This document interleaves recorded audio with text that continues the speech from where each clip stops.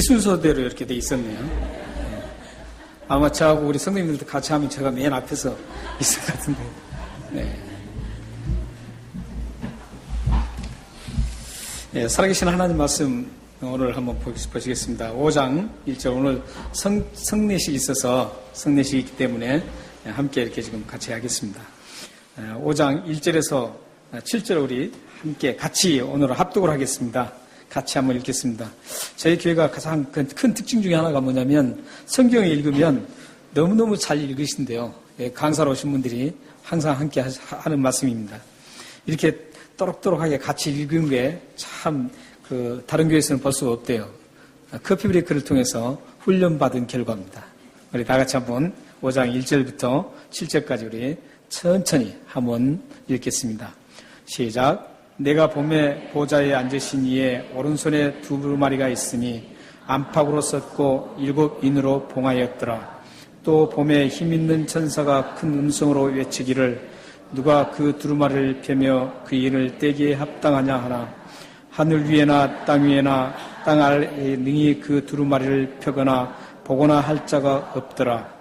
그 두루마리를 펴거나 보거나 하기에 합당한 자가 보이지 아니하기로 내가 크게 울었더니 장로 중에 한 사람이 내게 말하되 울지 마라. 유대 지파의 사자 다윗의 뿌리가 이겼으니 그 두루마리와 그 7인을 떼시리라 하더라.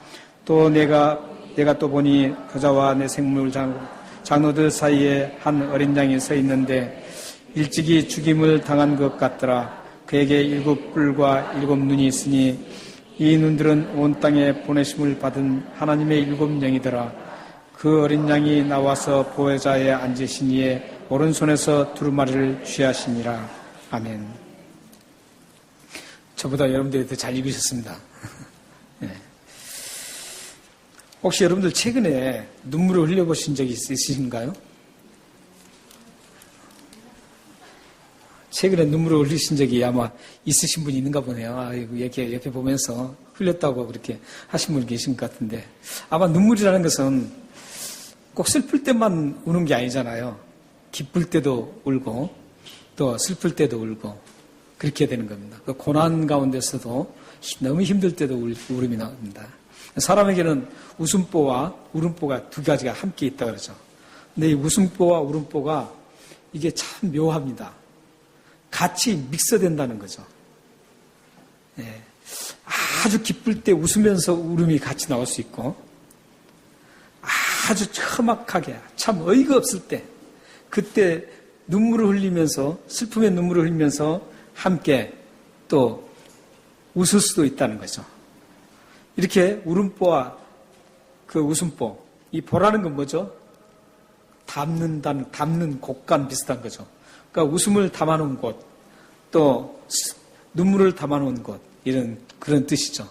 근데 이게 두 개가 아주 고상하게 같이 믹서돼서 나올 때가 많습니다. 물론 디비전으로 따로따로 이렇게 나올 때도 있지만 믹서돼서 나올 때도 있는 것이죠. 그래서 이게 눈물보와 울음보와 웃음보가 참 이상합니다. 근데 분명히 이제 한번 옆에 분에게 한번 인사 한번 하시길 바랍니다. 많이 웃으세요. 그렇게. 네. 네. 이제 웃음보가 나오는 겁니다. 옆에 분들에게 말이죠. 많이 우세요. 해보세요. 많이 우세요 하면서 웃으신 분들은 그 문제가 있습니다. 다른 사람은 눈물을 흘리라고 하면서 웃으면 되겠습니까, 이게? 네. 그래서 이렇게 여러분들이 최근에 말이죠. 아마 눈물을 흘리신 분도 계시고, 웃기도 하셨을 겁니다. 근데 이 눈물을 흘릴 때 참 여러 가지 감정이 많이 일어나죠. 주로 눈물은 슬플 때 많이 울죠. 슬플 때. 너무 기쁠 때도 울지만 주로 슬플 때 많이 눈물이 쏟아집니다. 그래서 여러분 삶에 이 슬픔의 눈물이 예수 그리스도의 손길에 의해서 싹 씻어졌으면 좋겠습니다. 그리고 기쁨의 눈물이 항상 일어났으면 좋겠습니다. 예, 눈물에 대해서 로버트 헤릭이라는 영국의 시인이시자 목사님이세요. 근데 굉장히 상당히 유명합니다. 여러분들이 네이버 같은데 이렇게 쳐도 나오시는 분이에요. 굉장히 유명합니다. 이분은 라틴적인 어떤 그 짤막한 시를 쓰셨던 분인데 굉장히 감명을 많이 주시는 분입니다. 이분이 눈물에 대해서 이 로버트 헤릭이라 목사님이 그 눈물에 대해서 이렇게 말했습니다. 눈물은 눈이 말하는 언어다. 이렇게 말했습니다. 참 고상하게 말했죠. 눈이 말하는 언어래요. 그러니까 근데 이것도 좀 이상한 것 같아요. 알 수가 없죠, 우리는. 그런데 실질적으로 눈이 말하는 언어는 확실한 것 같아요. 기쁠 때 울어도 그 기쁨의 언어를 표출하는 거고, 슬플 때 울어도 슬픔을 표출하는 언어인 거 확실한 겁니다. 그리고 부인에게 아주 상당한 스트레스를 받았던 분, 유명한 분이 있죠. 소크라테스입니다. 소크라테스는 뭐라 그런 줄 아세요? 소크라테스는 이렇게 말했습니다. 여자의 눈물을 보고 이를 믿지 말라. 마음대로 우는 것은 여자의 천성이니까 이렇게 얘기했습니다. 얼마나 부인한테 스트레스를 받았으면 여자가 우는 거 그거 보고 믿지 말라는 거예요.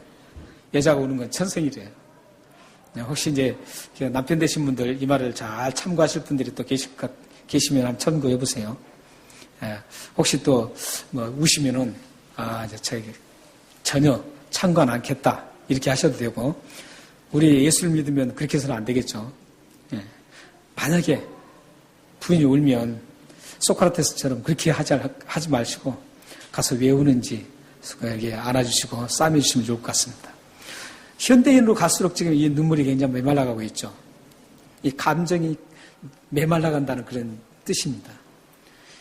특히 이 도시 생활을 할수록 이 눈물은 더 메말라갑니다.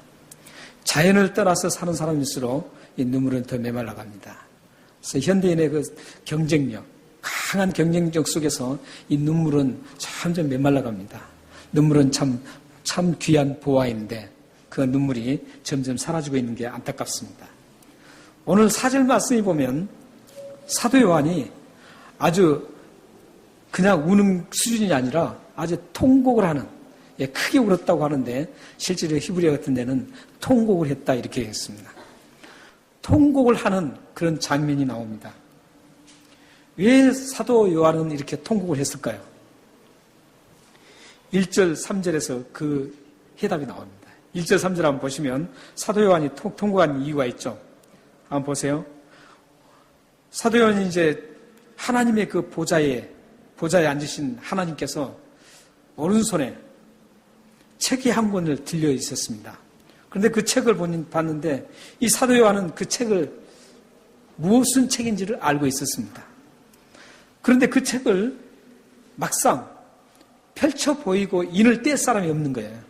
그 책은 7개의 인으로 다 봉함이 되어 있었습니다. 7개.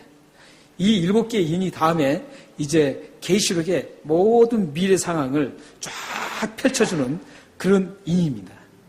이 책에 기록된 것들이 하나하나 이제 펼쳐져요. 7개 떼내면서. 그런데 그 인을 뗄 사람이 없다라는 거죠. 그래서 막 통곡을 하는 거예요. 왜냐하면은 사도 요한은 지금 그 책의 내용이 무엇이라는 것을 지금 알고 있었기 때문에 어느 정도 인식을 했지만 그 막상 펼쳐서 확인하고 싶었는데 확인할 길이 없는 거예요.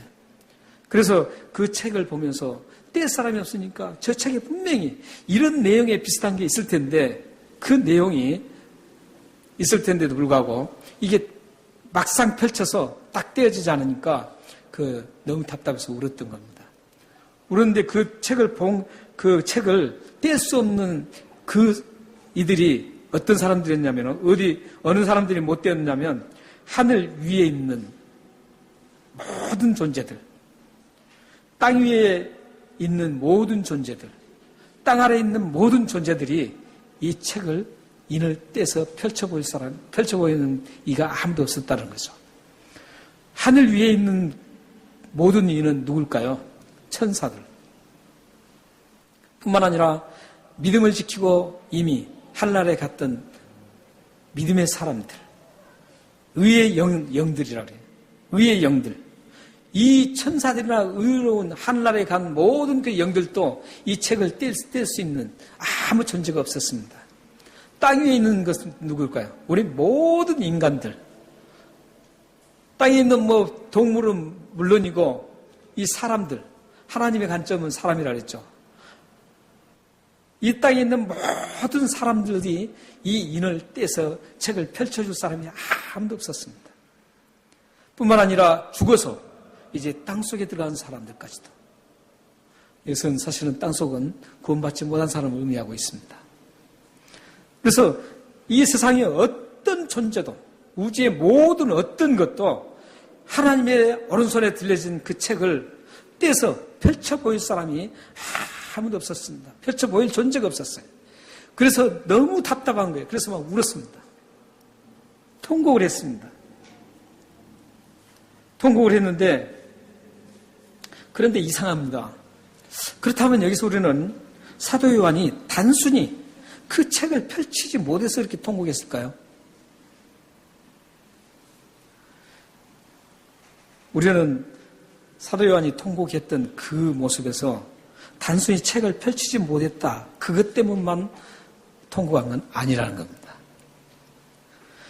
그 책을 펼치지 못했을 때 일어나는 그 상황 때문에 사도 요한은 지금 통곡을 한 겁니다.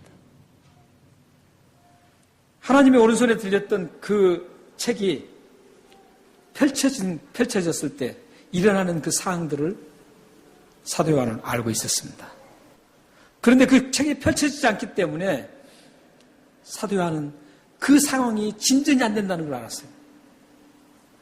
이 책이 펼쳐져야만 하나님의 그 어떤 하시고자 하는 일들이 진행되는데 진행이 안 된다는 거죠.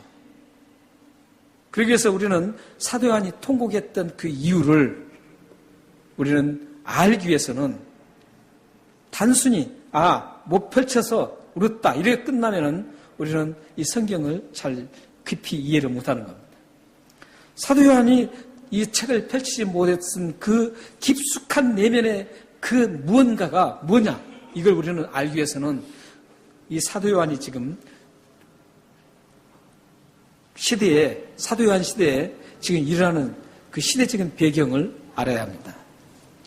지금 요한계시록 전반적인 것을 여러분들은 계속 기억하셔야 될 것은, 읽고 나갈 때 기억하셔야 할 것은 뭐냐면 그 시대의 그 배경을 꼭 기억하고 요한계시록을 읽어야 된다는 거죠.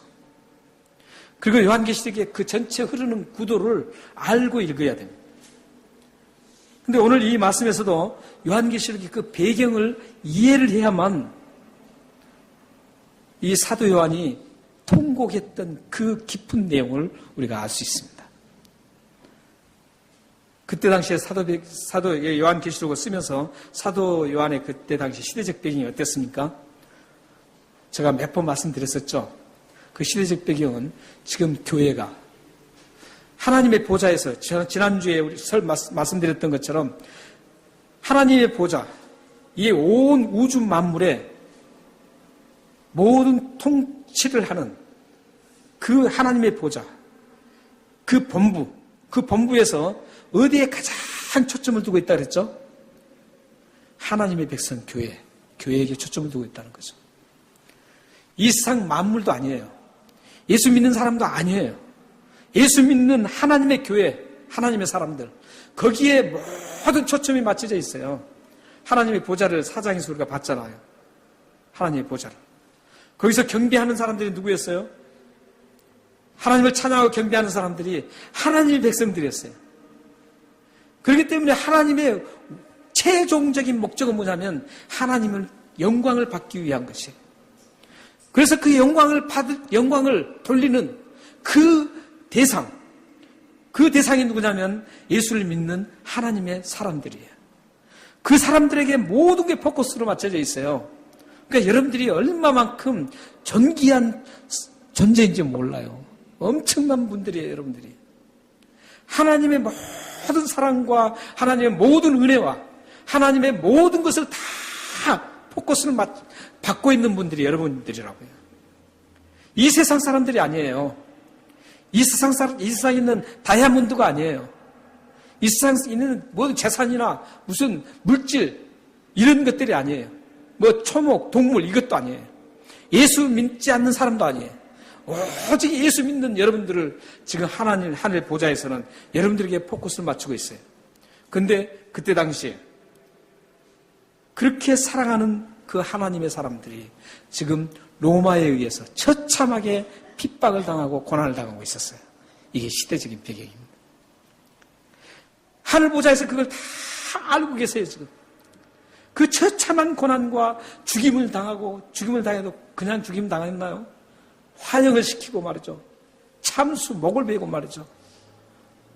시체 부위를 갈기갈기 찢고 말이죠.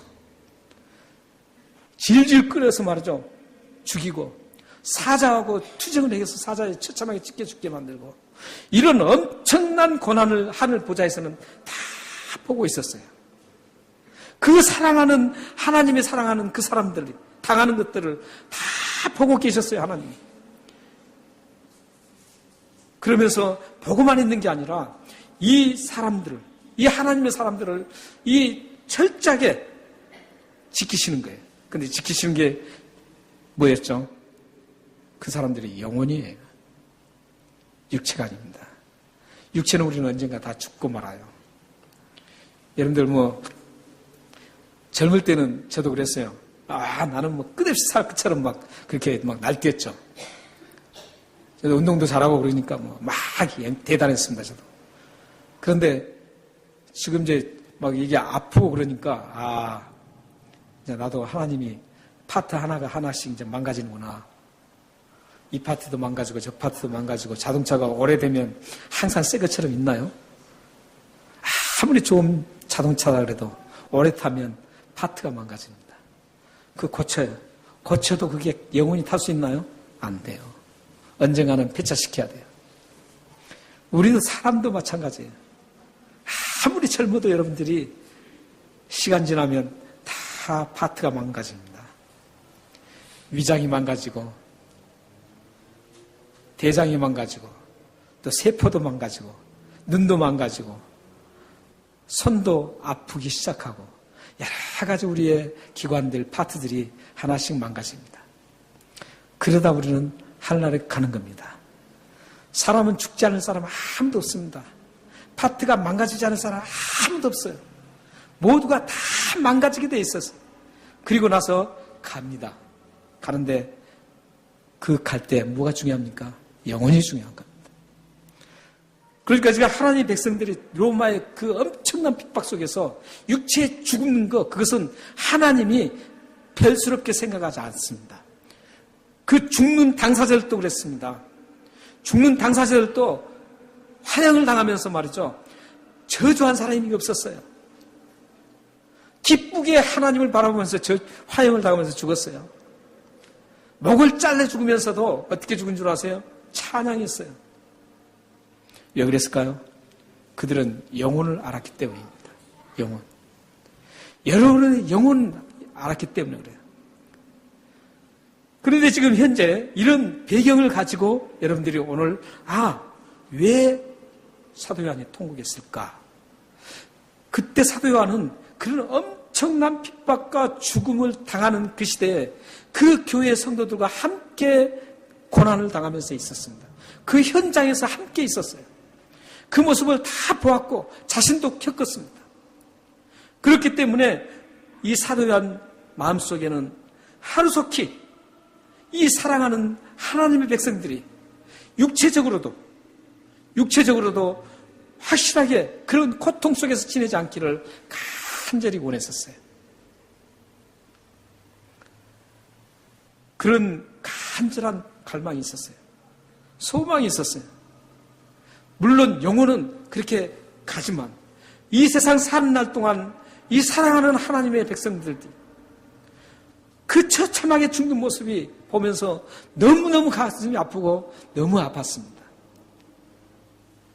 그런데 그 책을 보면서 사도 요한은 어떤 걸 보았냐면 이 책 속에는 뭐가 기록됐냐면 하나님의 구속의 완성이 기록되어 있는 겁니다.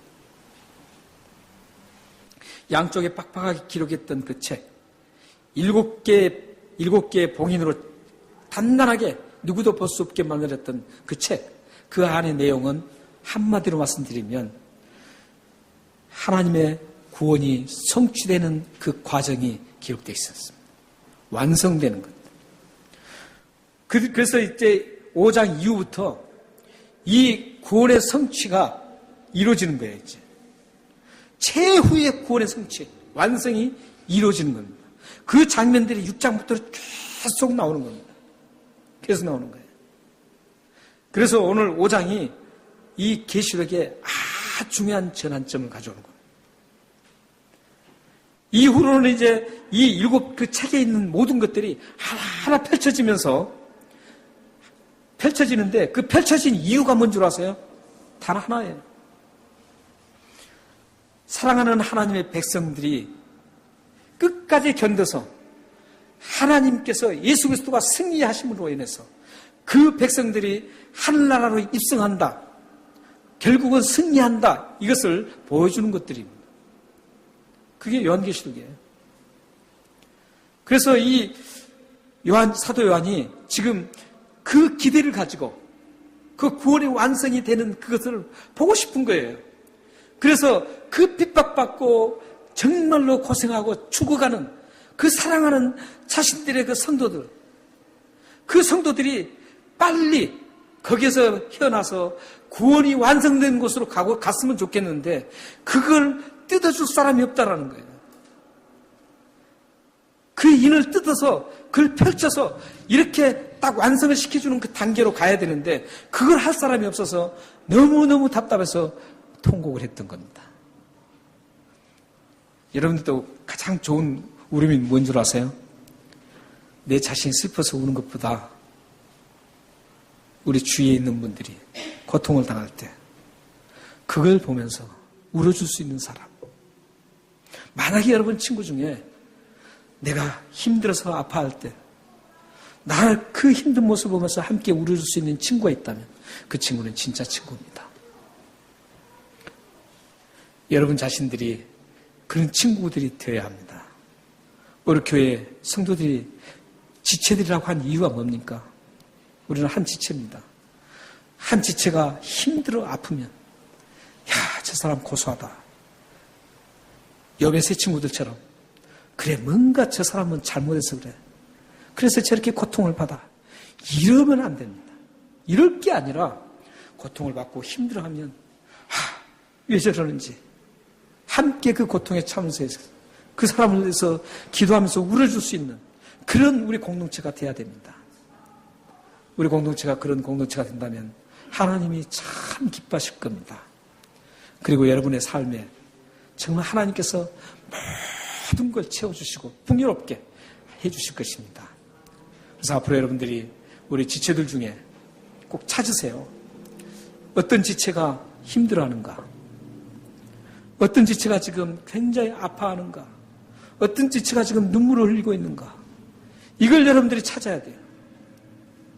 그래서 그 지체를 끌어안고 기도하면서 울어줄 수 있는 진정한 우리 지체들, 크리스천들이 되어야 됩니다. 여러분들 앞으로 그런 분들을 많이 찾아서 함께 성령의 교제를 이루시는 아름다운 공동체가 되었으면 좋겠습니다. 지금 사도 요한은 그런 심정으로 지금 그 펼쳐지지 못한 책에 대해서 보고 울었습니다. 그때였어요. 그때 5절에 보니까 한 장로님이 이제 요한에게 이 말을 들려줍니다. 어떤 말을 합니까? 우리 5절을 다 같이 한번 읽겠습니다. 굉장히 그 눈물을 멈추게 하는 그런 굉장히 좋은 말씀이니까 한번 같이 읽겠습니다. 5절 한번 읽겠습니다. 자, 시작. 장로 중에 한 사람이 내게 말하되 울지 마라. 유대 지파의 사자 다윗의 뿌리가 이기겠으니 그 두루마리와 그 7인을 떼시리라 하더라. 그 두루마리를 뗄 수 있는 사람을 소개하고 있습니다. 그 하나님의 오른손에 들려진 그 책을 뗄 수 있는 분을 이제 한 장로님이, 이 장로님은 지난주에 어디 있었어요?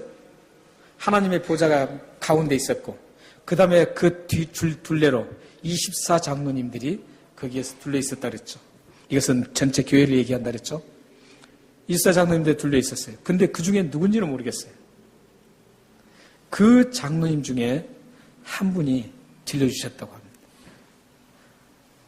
그건 누군지는 천국 가서 여러분들 한번 꼭 확인하시기 바랍니다. 천국 못 가시면은 확인이 안 됩니다. 예. 그래서 천국 가셔서 한번 확인하시고요. 근데 추측은 많이 하고 있습니다. 추측은 많이 하고 있는데, 그건 추측이니까 얘기할 필요가 없겠죠. 그래서 그 장로님이 울지 마라 그래요. 메시지를 줍니다. 소망의 메시지 주는데, 그 소망의 메시지는 다름 아닌 누구냐면, 다윗의 뿌리가 이겼다라는 거죠. 근데 거기 유대 지파의 사자, 다윗의 뿌리가 이겼으니, 그 이긴 분이 이것을 이제 인을 때리라고 그렇게 말씀합니다. 이 말씀은 창세기 나옵니다. 창세기 49장 9절에서 10절에 보면, 저기 보면 이제 그 유대지파의 사자의 얘기가 나옵니다. 거기에 근거를 두고 있고, 또 이사야 11장 1절에 10절에 보면 그 다윗의 뿌리가 누구냐? 이새를 통해서 나온 그 다윗의 뿌리가 곧 예수 그리스도라는 겁니다. 여기서 그러니까 24장로님 중에 한 분이 말한 그분은 누구냐면 예수 그리스도라는 거죠. 오직 예수님만이 이 인을 뗄 수 있는 거예요. 아무도 이 인을 떼서 책을 펼쳐서 보여줄 수가 없는데 예수님만이 이 인을 떼서 보여준다는 거죠. 여기서 이겼다는 표현이 참 중요합니다. 이겼다는 표현은 십자가의 죽으심을 전제한 거예요. 십자가에서 죽으셨는데 그때는 패자 같았습니다. 예수님 십자가에서 죽으신 것이 꼭 패자 같았지만 다음에 3일 만에 다시 살아나셔서 승리한 이기신 분이 되셨습니다. 그 이기신 분만이 죽음에서 죄악에서 이기신 분만이 이 일곱 인을 뗄 수 있는 자격이 있습니다. 그래서 이 세상의 전 우주 모든 곳에 아무도 이 인을 뗄 수가 없습니다. 오직 예수 그리스도만이 이 인을 뗄 수 있는 것입니다. 예수 그리스도를 소개하고 있습니다. 인을 뗄 수 있는. 그래서 이제 그 울음이 멈췄겠죠. 우리 멈췄겠죠. 근데 그 예수 그리스도로 소개를 쭉 하고 있죠. 6절, 7절까지 계속하고 있습니다. 내가 보니 또 보좌에 내 생물 장로들 사이에 어린 양이 서 있는데, 어린 양인 표현은 죽임당한 어린 양을 표현을 하고 있고요. 일찍이 죽임을 당한 것 같더라. 그에게 7뿔과 7눈이 있으니 이 눈들은 온 땅에 보내심을 받은 하나님의 7영이더라. 그래서 7이라는 숫자는 완전 숫자라 그랬죠. 계시록에 나오는 7은 완전 숫자입니다. 그래서 여기서 7영인데 성령님이 7이다 이런 뜻이 아닙니다. 그리고 7 눈이 있다, 7뿔이 있는데 7개 뿔이 달리고 7눈이 있다 이런 뜻이 아닙니다. 7눈이라는 건 완벽하게 보시는, 모든 걸 보시는 분. 뿔은 완벽한 권세를 가지신 분, 모든 걸 통치하시는 분, 이런 뜻이에요. 하나도 피하지 않고 완벽하게 권세를 가지고 이기시는 분, 뿔, 힘. 그리고 눈은 우리의 모두 하나도 놓치지 않는 그 수많은 사람들, 그 사람들의 모든 것뿐만 아니라 이 바람이 불면은 초목이 막 바람이 흘려서 나무가 흔들리잖아요. 흔들려요. 이 지상에 있는 모든 나무가 흔들려요. 근데 그 흔들리는 그 나무 하나까지도 다 알고 계시는 거죠. 여러분들이 하는 행동뿐만 아니라 지상에 있는 풀 한 포기가 흔들리는 바람에 흔들림까지도 하나님은 다 예수님을 알고 계신다는 뜻으로 7눈이라고 표현하고 있습니다. 사실 여러분들 꼼짝 말아야 해요. 여러분 삶에 꼼짝 말합니다. 예수님은 다 알고 계세요. 모르는 것 하나도 없으세요. 다 알고 계십니다. 꼼짝 말아야 해요. 여러분들 그런 하나님을 섬기고 계세요, 지금. 그런 예수님을 믿고 있다고요. 그렇기 때문에 여러분들이 예수님을 믿으면 우리의 삶 속에 정말 그리스도인답게 살아가야 되는 그런 놀라운 그런 목표가 생기고 또한 책임이 생기는 거죠. 모든 걸 다 아시는 예수님. 그 안에서 우리가 어떻게 살아야 될지 우리는 분명하게 알 수가 있습니다. 이 예수님이 오늘 소개해 준 것 중에서는 어린 양, 죽으신 어린 양. 오늘 세례식과 참 잘 맞는, 성찬식과 잘 맞는 그런 말씀입니다. 우리가 성찬식을 할 텐데 예수님께서 죽으신 어린 양으로, 죽으심으로 인해서 우리가 죄를 용서받고 이렇게 성찬식을 할 수가 있습니다. 사랑하는 여러분, 여러분들은 예수님 때문에, 예수님이 살아계신 예수님 때문에 이제 예수 그리스도께서 구원을 주셨고 그 예수님이 이제 우리의 구원을 완성을 시키십니다. 이게 요한복음 계시록, 요한계시록의 모든 것입니다. 예수님이 구원을 완성시키는 겁니다. 그래서 여러분들은 그 구원을 해주신 예수님이 책임져 주시고 여러분들을 끝까지 책임져 주고 구원을 완성시키실 것입니다. 요한복음 16장 34절을 읽고 우리 마치겠습니다. 다 같이 읽겠습니다. 시작. 이것을 너에게 이르는 것은 너희로 내 안에서 평안을 누리게 하려 함이라. 세상에서는 너희가 환난을 당하나 담대하라. 내가 세상을 이겼노라. 이기신 하나님께서 여러분들 분명히 이기게 해주실 것입니다. 이 세상을 그 믿음 가지고 살아가셔서 여러분들이 이 세상에서 승리하는 그리스도인으로 하나님의 영광을 드러내는 삶 되기를 주님으로 축원합니다. 기도하겠습니다.